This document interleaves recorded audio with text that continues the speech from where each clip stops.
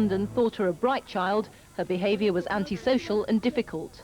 I was being distracted by other people, I was being disrespectful, I was getting out my seat and I was being rude to other people older than me and younger than me. Your mum must be really pleased. Since then, Keisha has taken part in a one-to-one scheme run by the Children's Society.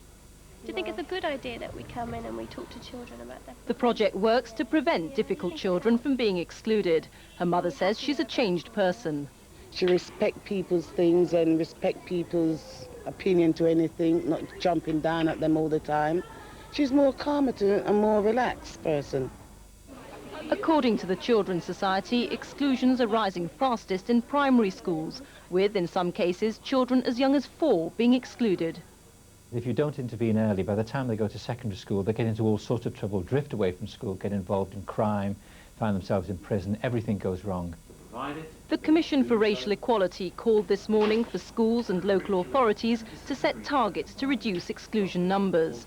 Schools are acting too hastily, it says, and are possibly breaking laws against racial discrimination. The use of exclusions is an important sanction that schools must have, but to be used as a last resort. We just cannot go on having so many children the size of a town in Britain who are being excluded from schools. Educationalists say that teachers' stereotyping is what makes black children vulnerable to exclusion, although others point to social deprivation and family breakdown as causes. In response to calls for action, the Department for Education says it's made £21 million available to deal with, among other things, exclusion. It will invite bids for projects later this month. Rita Chakrabarti, BBC News. The government is to allocate an extra £165 million to fund universities in England to reduce the impact of spending cuts next year.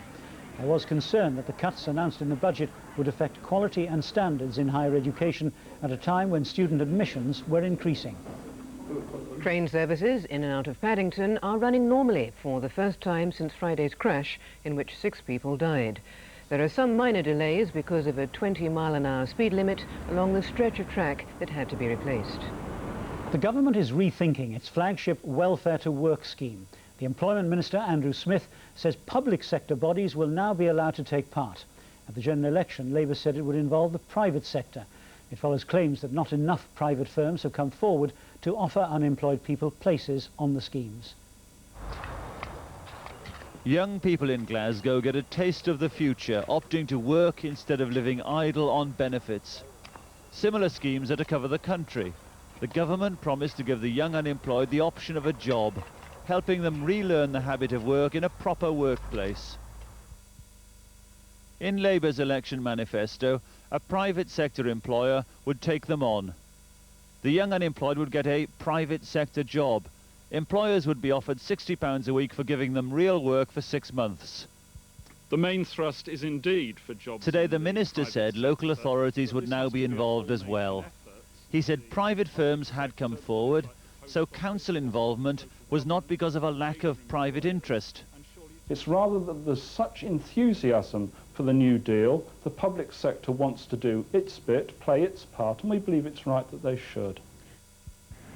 But at the Department for Employment, private research around the country indicates that in some parts there simply aren't enough private employers to take on all the young unemployed, hence the change.